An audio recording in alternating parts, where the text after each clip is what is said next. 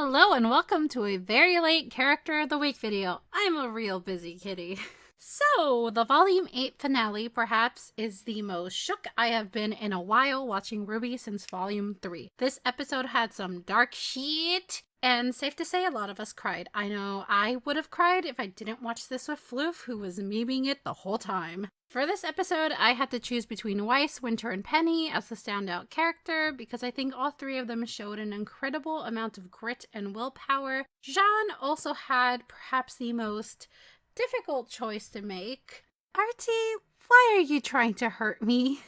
After thinking about it a lot, it became pretty clear that I had to draw Penny for this episode. This was Penny's volume, not just because she died at the end, but this volume was basically her journey of self-discovery and acceptance. The volume starts off with her separation from the military and her questioning whether that was the right choice. What were her obligations as a protector of Mantle and Atlas, and did her defection from the military contradict that? RWBY was there to speak for her when Ironwood called, and RWBY was there to assure her that she made the right choice. But even then, Penny was still taking orders. They wanted her to stay at Amity with Pietro and Maria. I can't believe I said his name right.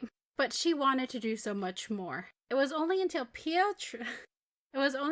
Papa Polendina resigned and gave her his blessing did Penny have her first taste of real autonomy. That moment where she lifts up Amity is so pure, and I've talked about this before, but she smiles briefly and takes a moment to relish in that freedom while she's floating in the sky with all her troubles beneath her. Honestly, it's one of my favorite scenes of the entire volume. The scene is immediately followed by her getting hacked by Watts, and that brief bit of autonomy that we just saw her enjoy and relish in was taken away from her. And throughout the volume, we see her fighting it, quitting for a while, because she gains confidence in herself from Nora, who was going through a similar identity crisis. And then she gets a boost from Jean, but ultimately she knows she will lose the battle, and she asks to die. RWBY yet again makes a choice for her, although, I mean, I wouldn't blame her for not wanting to kill her friend, you know? And she devises a plan to save her. Because of how the staff works, and with its time stop ability, and Penny's virus, Penny can't be there. She can't be part of the conversation about her new body, so she really doesn't have a choice, because she's forced into this situation where she has to get a new body, and she also just does not get to be in the conversation, which is sad as fuck. But in the end, Penny does have a lot of trust for her friends, and they make the right choice for her. Although, giving Ambrosia's free reign was a little sketch. And once Penny does get her new human flesh body, she gets to make her first choice, and that is to fight Cinder instead of taking the staff to Vacuo, which was part of RWBY's plan and therefore an order that she defied to help her friends. And that first choice is immediately met with Weiss going, "Penny, no!"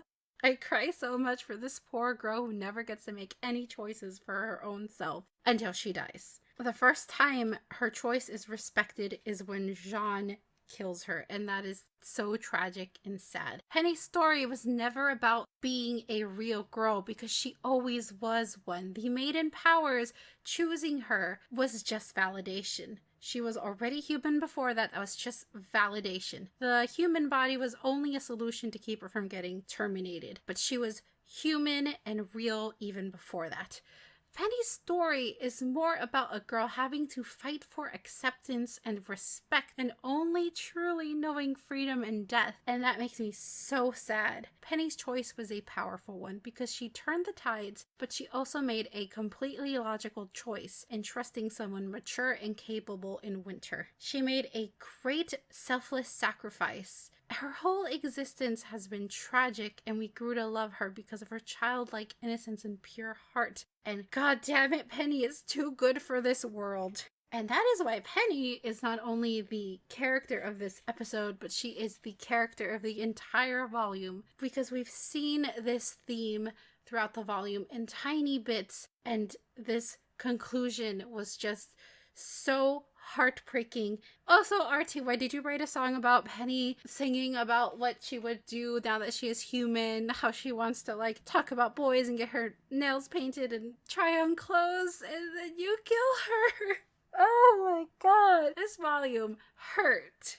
It hurt a lot. But yes, Penny is just no contest best of the episode and just best of the volume. Anyway, I'll see you guys later. I do eventually have to do my underrated character of the volume. If you hear that, that is ice water. It is hot. So hot here in Vegas already. Alright, bye-bye! Pray for me, I don't want to die in this heat.